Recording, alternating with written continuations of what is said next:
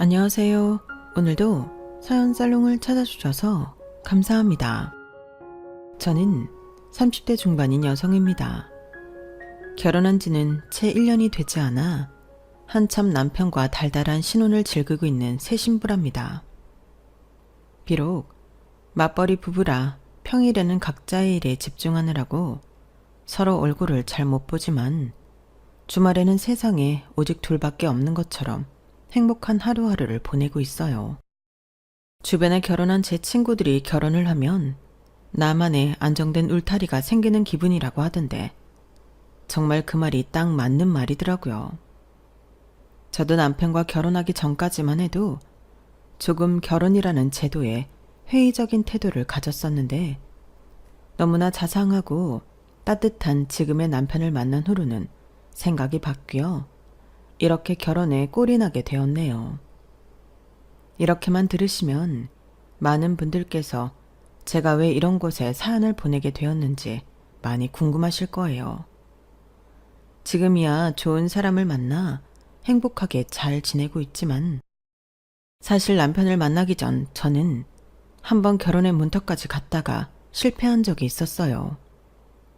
그때 겪은 일들이 하도 황당하고 어이가 없어 마음이 많이 안정된 지금에서야 사연을 보내요. 사실 그 일을 겪은 직후에는 이런 이야기를 어디 가서 하고 다닐 정도로 마음에 여유가 없었거든요. 결과적으로 봤을 땐 저에게 잘된 일인데도 남들은 쉽게만 넘어가는 결혼의 문턱 앞에서 왜 저만 이런 황당한 이별을 겪어야 하는 건지 도무지 이해도 할 수 없고 받아들이기도 힘겨웠거든요.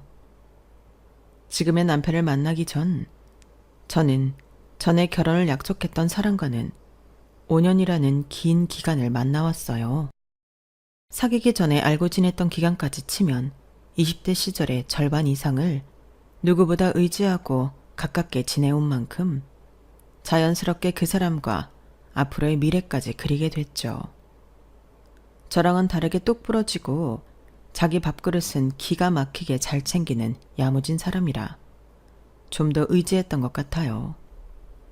제가 심리적으로 무너지는 순간마다 이성적으로 절 붙잡아 줬기에 저의 단점을 보완해 줄 수 있는 사람이라는 생각이 들었어요.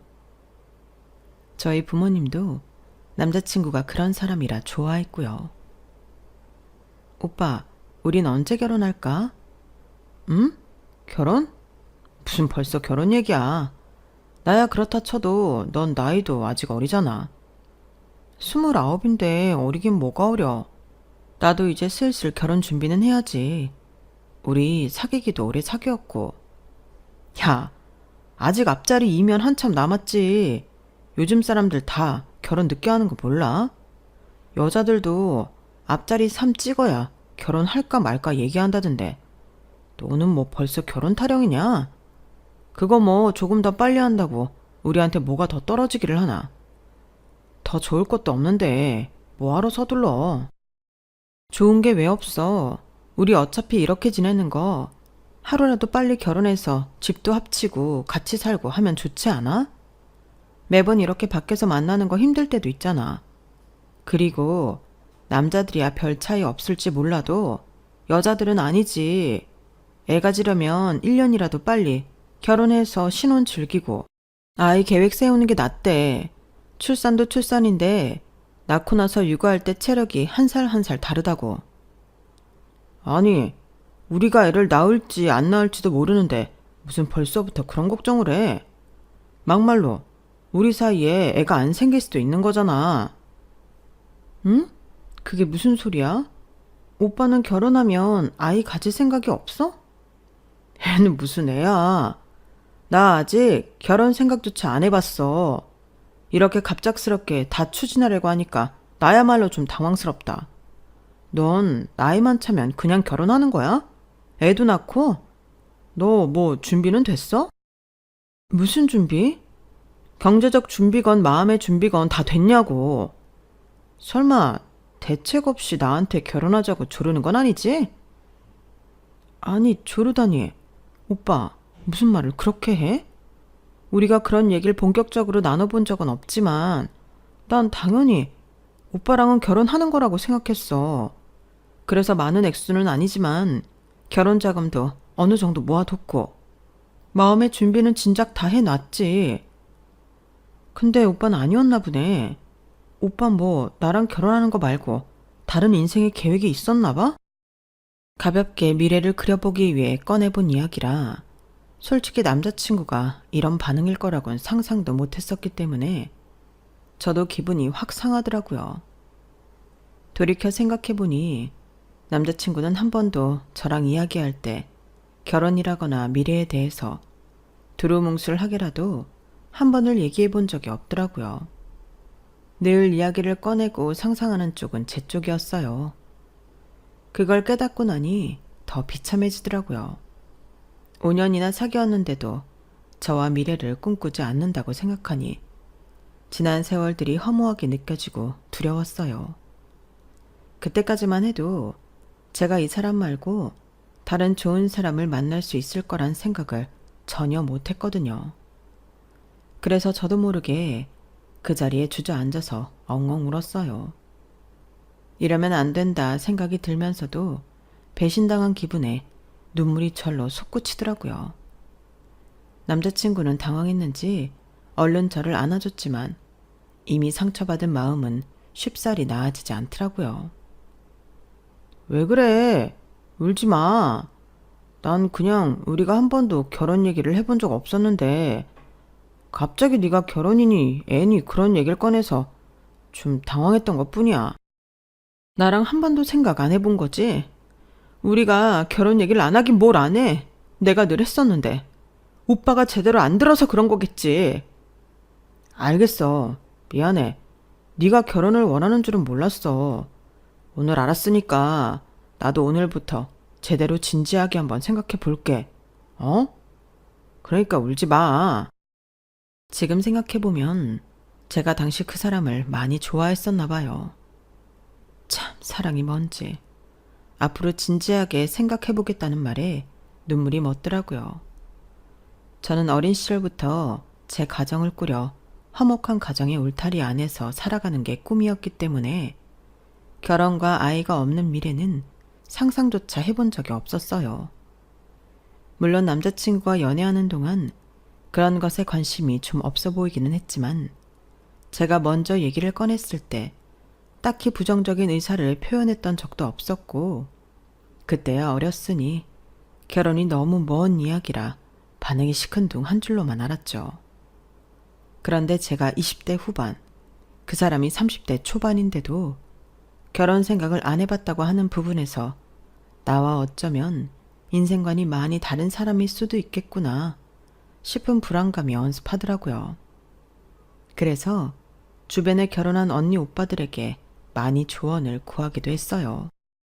언니, 근데 언니네 남편은 원래 아기 되게 싫어했다고 하지 않았어? 그랬지. 길 가다 애기 우는 소리만 들어도 경기 일으켰던 사람이야. 그런데 어떻게 설득했어? 처음에는 낳기 싫어해서 많이 싸웠다면서. 신혼 때는 진짜 그걸로 말도 아니게 싸웠지. 결혼 전에는 되게 두루뭉술하게 애가 있으면 좋고 아니면 말고 식으로만 얘기했었거든. 근데 막상 결혼하니까 그제서야 아이 키우기는 자신이 없다고 하는 거 있지? 그럼 난 어떡하라고. 나는 아이 낳을 거 생각하고 결혼한 건데 죽어라고 싸워서 내가 꺾었지. 근데 세상에 그렇게 쌍심지를 켜고 반대하던 사람이 막상 우리 유나 낳으니까 그렇게 이뻐 죽으려고 한다? 남자들도 이런 거 보면 다 본능적으로 부성애가 있어서 자기 새끼는 예뻐한다니까. 좀 힘들겠지만 너도 어떻게든 고집 좀 꺾어봐. 나중에 너 애 못 낳을 나이 다 돼서 후회해봐야 아무 소용없다? 그렇긴 하지. 에휴, 근데 나는 결혼 생각도 있는 건지 없는 건지 5년을 사귀었는데도 도무지 그 사람 속을 모르겠어. 생각해보겠다고 한 지 벌써 몇 달이 지났는데 그 뒤로 아무 말도 없어. 갑자기 생각하려니 본인도 머리 터지겠지. 30대 초반이면 결혼 얘기가 서로 나오고도 남는 시기인데 너 얘기 꺼내기 전까지 말 안 했을 정도면 진짜 별 생각 없었을 수도 있어. 그래도 남자들은 여자들이 닥달하면 다 하게 되어 있다. 잘 구슬려서 이야기 나눠봐. 알겠어. 결혼한 언니 오빠들 말론 헤어질 거 아니면 한쪽이 밀어붙이면 밀어붙이는 쪽에 맞춰주게 되어 있다고 조언을 해주더라고요. 그렇게까지 밀어붙이고 싶진 않았지만 이 사람의 속마음이 궁금하기는 했어요. 남자친구를 사랑하긴 했지만 이 사람이 저와는 전혀 다른 미래를 꿈꾸는 사람이라면 한시라도 빨리 제 인생을 위한 결정을 내려야 한다고 생각했거든요. 마찬가지로 헤어지든 그 사람을 설득하든요. 그날 그렇게 미래 이야기로 언성을 높이고 저로서는 인내심을 가지고 기다렸다고 할 만큼 충분한 시간이 흘렀어요. 틈틈이 의사를 물어보았지만 조금만 더 생각해 볼게. 쉬운 결정 아니잖아. 시간을 좀 더 줘. 같은 답답한 대답만 돌아올 뿐이었어요. 그렇게 반년이 지나고 나니 이대로라면 어영부영 남자친구의 의사는 알지 못한 채로 1년이 넘어갈 것 같더라고요. 그렇다고 붙잡고 또 꼬치꼬치 의사를 물어보자니 싸움이 날 것 같아 저도 쉽사리 이야기를 붙이지 못하겠더라고요. 그래서 고민 끝에 결심을 했어요. 차라리 제가 프로포즈 하는 걸로요. 남자친구가 고민하는 동안 저도 참 많은 고민을 했거든요. 남자친구보다는 제가 결혼이든 아이든 훨씬 더 원하는 게 분명하니 마냥 기다리지만 말고 확실히 결판을 내야겠다 싶었어요. 그냥 묻기만 하면 회피만 하니 차라리 결정적으로 프로포즈를 하면 대답을 확실하게 해줄 것 같았어요. 요즘은 옛날처럼 꼭 남자만 프로포즈 하는 게 아니라 여자도 남자에게 프로포즈를 많이 하는 추세라 별로 거리낄 건 없었죠. 그렇게 남자친구와 잠깐 여름 휴가로 떠난 국내 여행에서 저는 호텔에 프로포즈 이벤트를 미리 준비해뒀어요. 방은 저희가 도착하기 전부터 미리 예쁘게 꾸며져 있었고 남자친구가 먼저 키로 문을 열고 들어가는 순간 저는 뒤에서 폭죽을 터뜨렸죠. 방에 불이 들어오자 남자친구는 휘둥그레한 얼굴을 했어요. 이게 뭐야? 뭐긴 프로포즈지. 오빠, 나랑 결혼해 줄래? 저는 준비해왔던 시계를 꺼냈어요. 평소에 남자친구가 좋아하던 브랜드의 시계였죠. 정말 저 나름대로 큰맘 먹고 준비한 이벤트였어요. 남자친구는 아니나 다를까 시계를 보자마자 감격에 찬 얼굴로 저를 껴안더라고요. 아니, 뭐 이런 걸 다 준비했어. 오빠가 하도 대답을 안 해주니까 답답해서. 나랑 결혼해 줄래? 그 와중에도 남자친구는 쉽사리 바로 대답을 하지 못하더라고요. 솔직히 자존심이 확 상했지만 묵묵히 남자친구의 대답을 기다렸어요. 어차피 거절을 당하더라도 결판을 내기 위한 거나 다름없었던 프로포즈라 제가 달게 받았었어야 했죠. 그래, 내가 너무 많이 망설였지. 너도 나도 이제 곧 결혼 정년기에 접어드는 나이이기도 하고 나도 너처럼 오래 만난 여자는 처음이야. 결혼하자.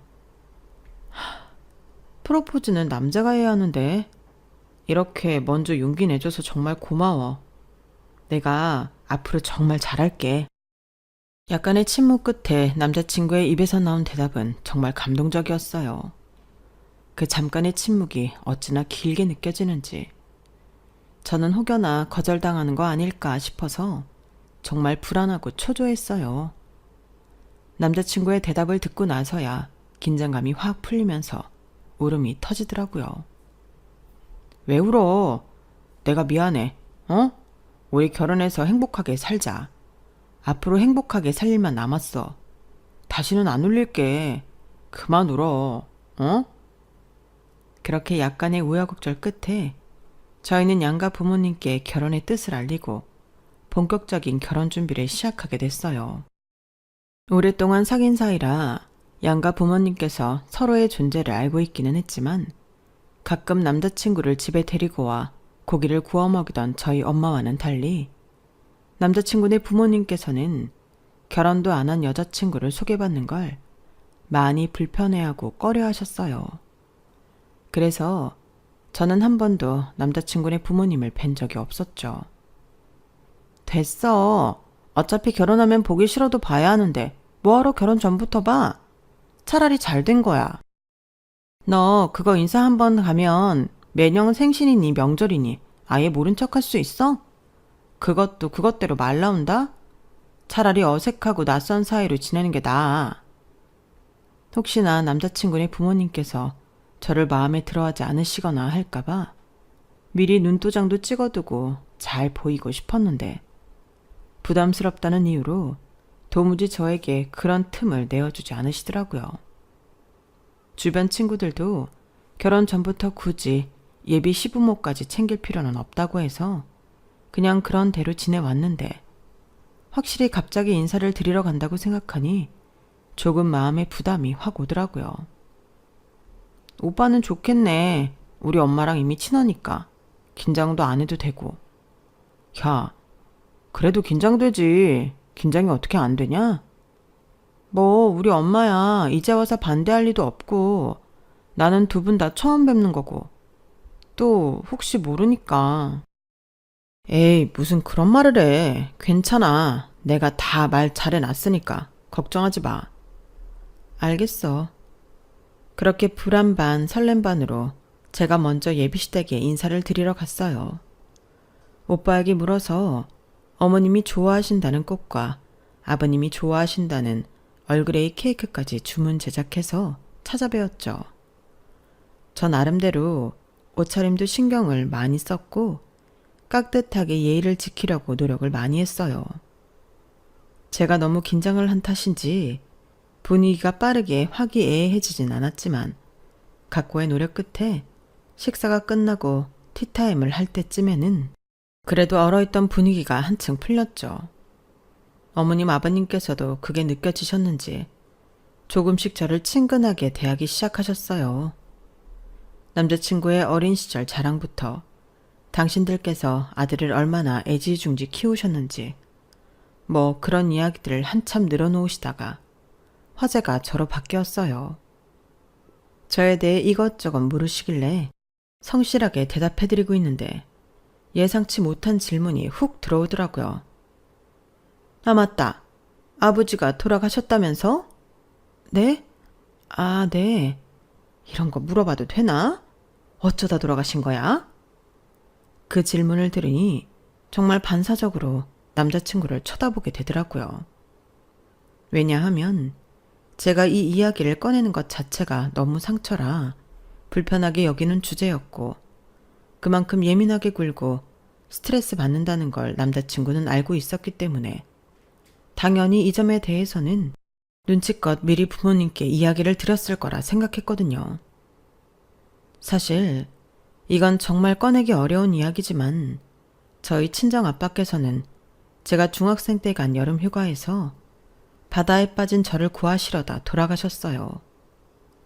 구조대원이 빨리 발견을 해서 저는 살았지만 아빠는 갑자기 높아진 파도 때문에 구조되는데 시간이 지체되어 숨을 거두신 후에야 겨우 찾을 수가 있었어요. 정말 어디 재난 영화에나 나올 것 같은 모습이지만 그게 저에게는 실제로 일어난 일이었고 아직까지도 정말 꿈처럼 비현실적이면서 한편으로는 어제 일어난 일처럼 생생하기도 해서 말로 꺼내는 게 무척이나 힘들었어요.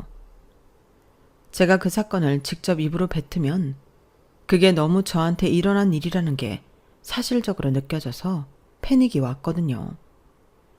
그 사건으로 인해 저는 바다도 오랫동안 못 쳐다보고 바닷가 근처로는 가지도 않게 되었어요. 물놀이라면 경기를 일으킬 정도로 공포스러워했고요. 친한 친구들조차도 저와 정말 가까운 소수만이 아는 사이였고 남자친구와도 3년을 만난 끝에야 겨우 사실대로 이야기를 꺼낼 수 있었을 정도로 저에겐 정말 예민한 이야기였어요. 남자친구 쪽에서 알아서 시부모님께 이야기를 전달했다거나 그렇지 않더라도 나서서 이런 질문은 제지해주기를 원했는데 남자친구는 멀뚱하게 입 다물고 가만히 있더라고요. 솔직히 좀 짜증이 치밀었지만 결혼을 하고 가족이 되어야 하는 자리에 거짓말이나 둘러대는 건 좋지 않다는 생각이 들어 그냥 이번 한번 마음 단단히 먹고 이야기해야겠다고 생각했어요. 이제는 시간이 많이 지나기도 했고 언제까지 과거에 얽매여 살 수도 없었으니까요. 저희 아빠는 어렸을 때 바다에서 놀다가 물에 빠진 절 구하시려다가 돌아가셨어요. 어머나 세상에, 정말이야? 아니, 수영도 못하는 양반이 딸을 구하겠다고 뛰어드신 거야? 별로 이 주제에 대해 자세히 이야기하고 싶지 않았는데 시어머니께서 호들갑을 떨며 물어보시니 대답 안 하고 넘어가기도 난감하더라고요. 아니요, 아빠는 수영을 잘하셨는데 갑자기 파도가 높아져서 휩쓸리셨어요. 구조대원은 뭐하고? 그럼 너는 어떻게 살았어? 너 구하고 돌아가신 거야? 어머님, 죄송한데 이 이야기는 너무 자세히 하고 싶지는 않아서요. 이야기하면 자꾸 그때 생각이 나서 조금 힘들어요. 아유, 그래. 미안하다. 근데 이런 경우는 내가 처음 봐서 그래. 아니, 세상에. 아무리 살다 보면 별일이 다 있다지만 어떻게 돌아가셔도 그렇게 돌아가시니? 평범하게 교통사고암 이런 것도 아니고. 네, 그러게요. 생각만 해도 트라우마가 몰려오는 기분이라 시선을 피하고 말끝을 흐리는데도 어머님은 멈추시지 않더라고요. 엄마, 좋은 얘기도 아닌데 그만하세요. 다른 거 물어보세요. 아유, 그래, 미안하다. 어디 가서 잘 들을 수 없는 얘기다 보니 궁금해서 나도 모르게. 그래, 딴 얘기하자. 남자친구는 제 상태가 이상하다는 걸 알아차렸는지 뒤늦게 나서더라고요. 그제서야 저는 숨막히는 아빠 얘기를 그만두고 다른 이야기로 넘어갈 수 있었어요. 그래도 한동안 살짝 멍하더라고요. 어떻게 시간이 흘러갔는지도 모를 만큼 정신없이 그렇게 첫인사가 끝나갈 때쯤이었어요. 어머님이 갑자기 저를 손짓으로 조용히 부르시더라고요. 예, 정말 미안하다만 그래서 너는 어떻게 살았다고? 내가 이거 모르고 넘어가면 밤에 잠이 안 올 것 같아서 그런다. 네? 그렇게 얘기하기 싫은 티를 냈는데 마지막까지 저를 붙잡고 기어이 그걸 물어보시니 정말 황당하고 어이가 없더라고요. 제 표정이 눈에 띄게 안 좋아지니 멀리서 남자친구가 뭔가 눈치챘는지 얼른 저를 데리러 오더라고요. 얼른 가자. 데려다 줄게. 저는 집으로 돌아가는 차 안에서 정말 펑펑 울었어요. 남자친구도 연신 미안하다며 사과를 했지만 모든 게 밉고 원망스러웠어요. 한편으로는 제가 이런 집에 시집을 가는 게 맞는 걸까? 고민이 되더라고요. 이런 제 마음을 읽은 건지 남자친구가 선수를 치더라고요. 설마 오늘 일 때문에 나랑 결혼 안 하겠다거나 그런 건 아니지? 결혼하면 저럴 일 절대 없게 내가 잘할게. 엄마가 워낙 궁금한 걸 못 참는 성격이라 그래. 오늘 일은 내가 대신 사과할게. 처음엔 정말 결혼을 다시 생각해봐야 하나 싶을 정도로 화가 나고 당황스러웠는데 시간이 지나 남자친구의 위로와 설득을 듣다 보니 마음을 다잡자는 쪽으로 기울었어요. 남자친구가 어머님께 민감한 부분은 저 대신 이야기하기로 했고 궁금한 부분이 해결되면 저한테 다시는 그 질문에 대해 꺼낼 일이 없을 거라는 게 그 사람의 의견이었어요. 듣다 보니 틀린 말도 아닌 것 같고 결혼 상대의 가정사에 대해 알고 싶은 마음도 어느 정도는 이해됐기에 마음을 잘 추스르려 노력을 했죠. 그렇게 잠시 중단될 뻔했던 결혼 준비가 이어져 상견례 날까지 왔어요. 그날은 저보다도 엄마가 더 떨려 하시더라고요. 아, 정말 괜히 책 잡히면 안 되는데 엄마 어떠니? 괜찮아? 완전 괜찮아. 너무 예쁜데? 내가 본 엄마 중에 오늘이 제일 예뻐. 그래, 다행이다. 아빠 없다고 은근히 무시할까봐 엄마라도 고급스럽게 차려입고 가야 우리 딸이 시집살이 좀 덜하지. 에이, 그런 게 어딨어. 나 시집살이 절대 안 할 거야. 걱정하지 마요, 엄마. 엄마 속상하게 할 일 절대 없어. 그래, 하도 별난 시댁이 많으니 딸 가진 엄마로서 마냥 안심하고 있을 수만은 없어서 그래. 걱정 마시고 같이 편하게 다녀와요. 나도 처음엔 긴장 많이 했는데 그래도 생각보다 친근하게 대해주는 분들이셨어. 그치? 엄마가 괜한 걱정하는 거겠지? 그렇다니까. 엄마가 이렇게까지 긴장하실 줄은 몰랐는데 그런 모습을 보니 낯설면서도 기분이 묘하더라고요. 저희 엄마 때문에라도 상견례가 무사히 끝나길 바라는 마음이 들었어요. 안녕하세요. 처음 뵙겠습니다. 잘 부탁합니다, 사돈. 네, 안녕하세요. 상견례 식사는 처음에는 순조롭게 진행이 되는 듯 했어요. 그런데 어느 정도 식사를 마칠 때쯤이 되니 설마 했던 불편한 이야기가 오가기 시작을 했죠. 사돈께서 혼자서 딸을 키우느라고 그간 참 고생이 많으셨습니다. 그렇게 귀하게 키운 딸, 저희 집에 시집 보내시는데 망설임이 없으시니 참 감사할 따름이에요. 아유, 아닙니다. 혼자 키우느라 고생은 좀 했을지 몰라도 그리 생색낼 일 아니라고 생각해요. 저도 딸 키우면서 덕분에 행복한 일도 많았고 힘들 때마다 버틸 수 있는 힘이 됐으니까요. 아들 키우는 것도 마찬가지로 고생이셨을 텐데 저희 딸 예쁘게 봐주셔서 감사합니다. 네, 자식 키우는 건 누구한테나 힘든 일이긴 하죠. 이렇게 힘들게 키운 자식 결혼할 때가 되면 상대방은 괜찮은 사람인지 사돈될 집안은 어떤지 괜한 염려가 들기 마련이고요. 그래서 말인데요, 사돈. 사돈이라면 이해해 줄 것 같아서. 갑자기 어머님이 뜸을 들이시길래 불길한 기분이 들었어요. 엄마도 조금 당황하셨는지 덩달아 심각한 얼굴이 되셨죠. 네? 뭐 때문에 그러시나요? 편하게 말씀해 주세요.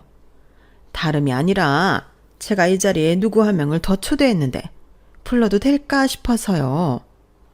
네? 누구신데요?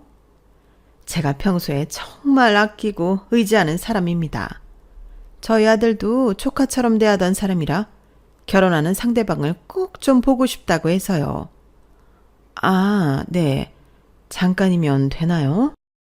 네, 그럼요. 오래 같이 있을 필요도 없습니다.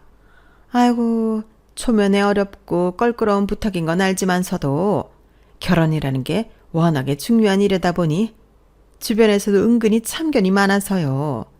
이해해 주셔서 감사합니다. 아닙니다, 뭐. 아드님을 아끼는 분이 주위에 많다니 오히려 좋은 일이네요. 엄마는 말씀은 그렇게 하셨지만 얼떨떨하고 떨떠름한 기분까진 미처 숨기지 못하셨어요. 저 역시도 사전에 말도 없이 제3자가 이 자리에 참석한다는 게 너무 기가 막히고 황당하더라고요. 말없이 예비 신랑을 쏘아보니 자기도 모르는 일이라는 듯 어깨만 으쓱하더군요.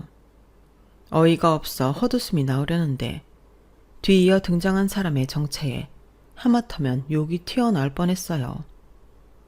치렁치렁하게 긴 머리에 한눈에 튀는 붉은 한복을 입고 온 그 사람은 누가 봐도 무당 같았어요. 여기 앉아요. 여기 앉아. 아, 이쪽은 저랑 절친한 언니인데 이 언니가 좀 미래를 잘 보거든. 결혼하기 전에 원래 사주, 궁합 같은 거 많이들 보잖아요. 그런데 그것보다 정확한 게 신점이랑 관상이거든. 내가 이 언니 말 듣고 큰일 피한 게 한두 번이 아니라서. 어차피 아닐 인연이면 결혼 전에 헤어지는 게 나으니까 이해들 해주실 수 있지요? 아니 어머님, 제가 지금 상견례하러 왔지 면접 보러 온 건가요? 저희 엄마도 계신 앞에서 지금 무당이 웬 말이세요? 이런 사람을 이 자리에 데리고 올 거였으면 사전에 언지를 해주셨어야죠.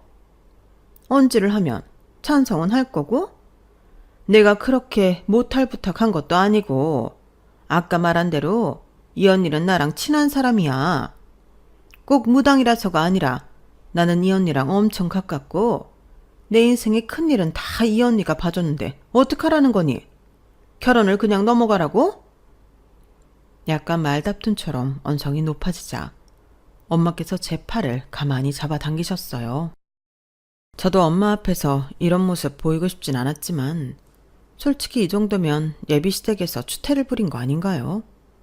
마음에 안 들면 차라리 처음부터 마음에 안 든다고 하면 되지. 무당을 부른 게 꼭 저랑 엄마를 테스트하는 것 같아서 짜증이 확 났어요. 에? 여자애가 기운이 세긴 세네. 응? 야, 너 얼굴 좀 똑바로 보자. 어딜 선녀님 모시는 내 앞에서 큰 소리야, 큰 소리는. 아이고, 어머나 세상에. 무당에 저에게 한 소리를 하길래 빨리 점이나 보고 떨어져라는 마음으로 쏘아봤더니 갑자기 오버를 하며 뒤로 넘어가는 신용을 하더라고요. 시부모님은 잡아주는 신용을 하며 괜찮냐고 하는데 코미디가 따로 없었어요. 왜 그래? 무슨 일이야? 뭐가 보여? 이건 선녀님까지 부를 필요도 없겠어. 딱 관상 보니까 알겠네. 뭐? 관상? 무슨 관상인데? 이거 네 아들이랑 결혼하면 딱 집안 말아먹을 관상이야. 두 사람 합이 안 좋아도 너무 안 좋아. 이 결혼 엎어. 없는 게 서로한테 좋아. 뭐? 정말이야? 다른 방법은 없는 거야? 없어. 나도 웬만해선 이런 말 안 하는데 이건 구판을 해도 안 될 인연이야. 오래 사귀었다며. 아들 일 잘 안 풀리는 거 옆에 딱 유년이 붙어 있어서 그래. 얼른 헤어져, 얼른. 전 딱히 사준이 신점이니 믿지도 않았지만 막상 대놓고 그런 말을 들으니 기분이 너무 나쁘더라고요. 그래서 저도 모르게 자리를 박차고 일어나 엄마 손을 잡아 끌었어요. 그런데 엄마가 제 손을 뿌리치더라고요. 설마 이런 취급을 당하고도 엄마가 저를 이딴 집에 시집 보내려는 건가? 실망스러운 기분이 들어 엄마를 돌아봤는데 엄마 시선이 무당한테 꽂혀 있더라고요. 당신이 선녀님을 모시든 신령님을 모시든 상관없지만 남의 집 귀하디 귀하게 키운 딸내미한테 집안 말아먹을 관상이라니 말이면 다야? 막말로 저 집 아들내미 일 안 풀린 건 저 아들놈 문제지 왜 내 딸 탓을 해? 그렇게 따지면 세상 만사 다 남 탓하고 살면 되겠네. 남의 집 귀한 날 와서 혼사 맞고 재수없는 소리만 해대는데 이딴 인간 말 듣고 그동안 큰일 피하면서 살아왔다고? 참, 사돈 수준도 알만하네. 나도 이런 미신이나 맹신하는 집안엔 우리 딸 못 보내니까 결혼 없죠. 미쳤다고 이런 집에 내 딸을 시집 보내? 굴러들어온 복덩이를 제 발로 차는 것도 분수가 있지. 내 딸 아까워도 딸이 좋다니까 참고 보내려고 했더니 선을 넘어도 더럽게 시계 넘네. 뭐라고? 아, 언니 말이 맞네. 아까까지 얌전 떨던 사람은 어디 가고? 저 성질머리 좀 보소. 이제 와서 딸 결혼 못 시킬 것 같으니 본성을 드러내네. 아, 소름 돋아. 인간이 이렇게 겉으로 봐서는 하나도 믿을 구석이 없으니까 내가 점을 보지. 내가 괜히 점 보러 다니는 줄 알아? 다 당신 같은 인간들 피하려고 그런 거야. 삿대질하며 흥분하는 시어머니를 놔두고 엄마께서는 제 손을 잡고 자리를 나오셨어요. 너 이 결혼 절대 안 된다. 나중에 혹시라도 진정되고 나서 날 설득할 생각은 말아라. 저도 그럴 생각 없어요, 엄마. 오늘 일은 무슨 TV 프로그램에 나올 얘기지. 저런 유별난 집에 어떻게 시집을 가요? 진짜 기가 막혀서. 그리고 네 예비 신랑 그것도 아주 몹쓸 놈이야. 그 무당년이 네 욕하고 면박 줄 때 그놈 표정을 유심히 봤는데 별로 기분 상해 보이지도 않고 그러려니 하고 멍청하게 듣고만 있더라. 널 정말 아끼는 사람이 그런 소리를 듣고만 있어? 엄마처럼 화가 나서 날뛰어야 정상이지. 그놈도 안 될 놈이야. 사랑만 받고 살아도 모자랄 우리 딸이 그런 맹한 놈한테 가서 그런 경우도 없는 시부모님으로부터 보호도 못 받고 살 걸 생각하면 안 되지. 절대 안 되지. 뭐 그 무당 사람 볼 줄 알아? 내 나이도 60 가까이 됐는데 사람 척하면 척이야.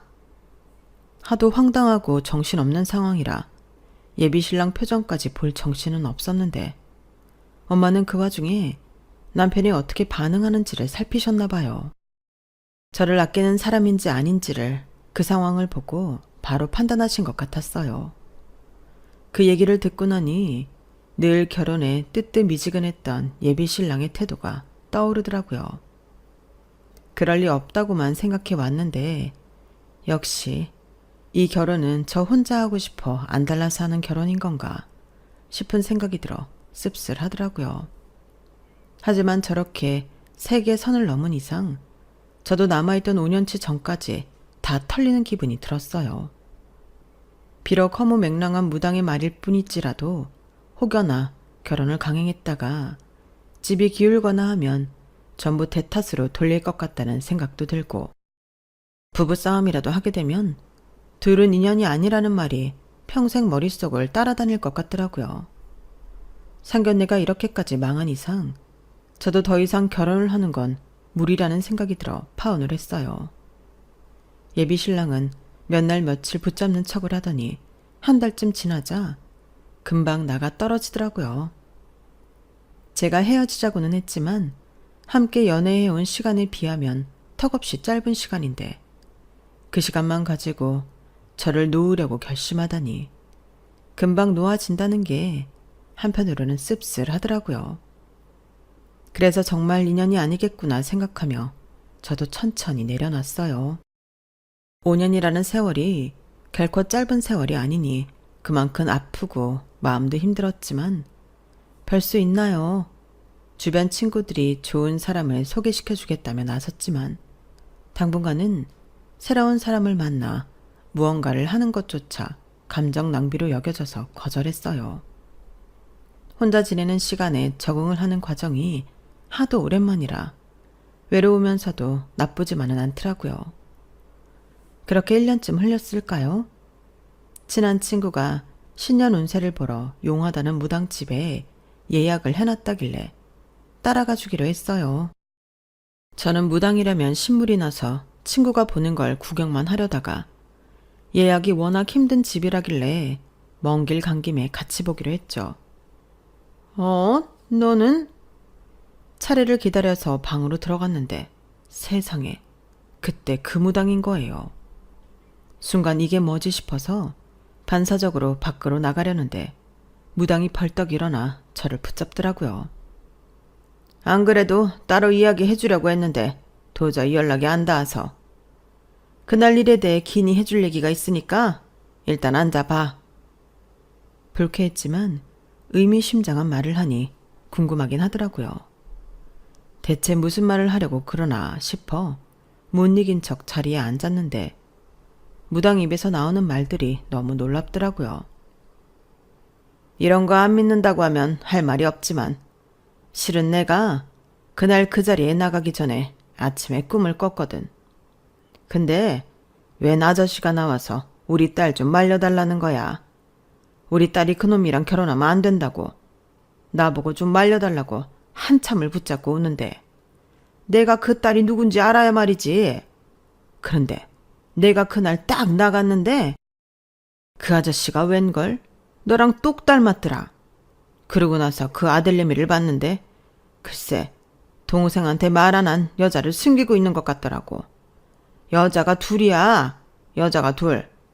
그게 보이고 나니까 그 아저씨가 왜 그렇게 나한테 찾아왔는지 알겠더라고. 그게 정말이에요? 그렇다니까.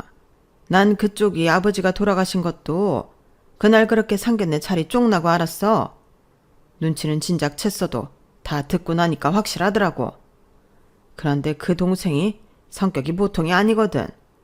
동생 쪽에서 학을 떼게 만들어야 파혼이 될 걸 알아서 일부러 말을 그렇게 한 거야.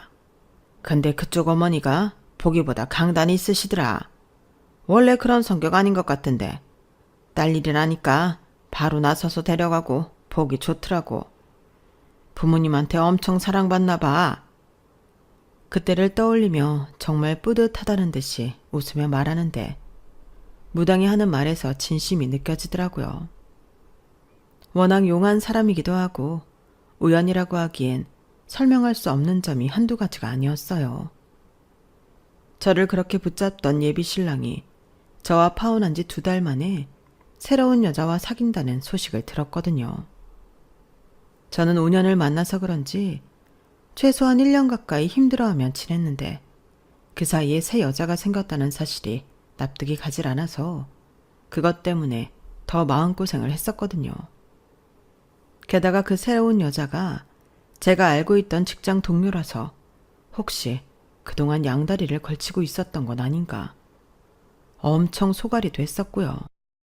그 인간이 실제로 저와 만날 때도 양다리를 걸치고 있었는지 아닌지는 모르겠지만 사귀던 기간 막판에 이성들과의 술자리로 저와 몇 번 싸운 적이 있었기 때문에 제 쎄한 촉이 맞아 떨어진 거란 생각이 들었어요. 결혼을 앞두고도 제가 싫다는데도 자꾸 여자 동료들과 그저 회사 동료일 뿐이라는 이유로 소수 술 약속을 잡는 게 영 마음에 걸렸었거든요. 지금 사귀고 있는 그 여자도 그 술 모임에는 꼭 참석을 하는 사람이었고요.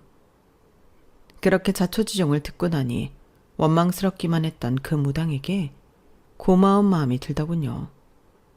어쨌든 저희 집보다는 저쪽 집과 더 오래된 사이인데 꿈에 나타난 아빠 말만 듣고 저를 구해준 거나 다름이 없었으니까요.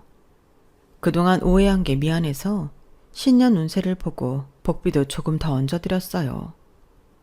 운세를 보는 동안에도 제 과거를 턱턱 맞추는 게 정말 놀랍긴 하더라고요. 그 얘기를 듣고 나서 몇 주 뒤에 지금의 남편을 만나게 됐어요. 남편은 정말 보기 드문 다정하고 좋은 사람이었고 의심 많고 경계심 많은 저에게 확신을 주는 사람이라 만난 지 1년 만에 결혼을 추진하게 됐어요.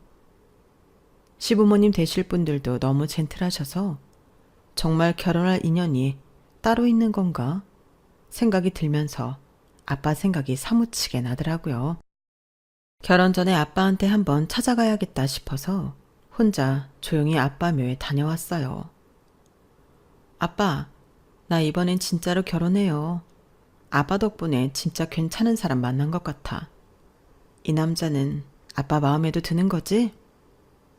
아빠 묘 앞에 손수 해온 음식들을 두고 술을 따르고 큰 절을 올렸어요. 돌아가신 지 오래되셨는데도 자식이 걱정되셨는지 일면식도 없는 무당 꿈에 찾아가 제 결혼을 말리셨다는 걸 떠올리면 정말 눈물이 나더라고요. 그렇게 아빠랑 좋은 시간을 보내고 나서 지금의 남편과 결혼을 했죠. 정말 그 일이 없었더라면 지금처럼 행복하게 살지 못했을 거예요. 그 전까지는 미처 몰랐지만 이런 일들을 겪고 나니 확실하게 알겠더라고요. 이 세상에 어떤 사랑보다 가장 숭고하고 위대한 건 부모님의 사랑이라는 걸요. 저도 남편과 슬슬 주말 부부 생활을 끝내고 이세를 계획하고 있는데 자식을 낳으면 자식에게 이런 사랑을 줄 수 있을까 하는 생각을 해요. 제가 받아온 사랑들을 다 돌려줄 수 있는 존재가 태어난다면 꼭 그렇게 사랑을 주고 싶어요. 저희 엄마와 아빠가 저를 키워주시는 내내 제게 베풀어주신 안정적이고 따뜻한 사랑을요. 제 이야기는 여기까지예요. 들어주신 분들 감사합니다. 매일매일 복 받으세요. 여러분, 사연 댓글에 응원과 현명한 조언 부탁드려요. 좋아요와 구독은 저에게 큰 힘이 됩니다. 오늘도 좋은 일 가득하세요.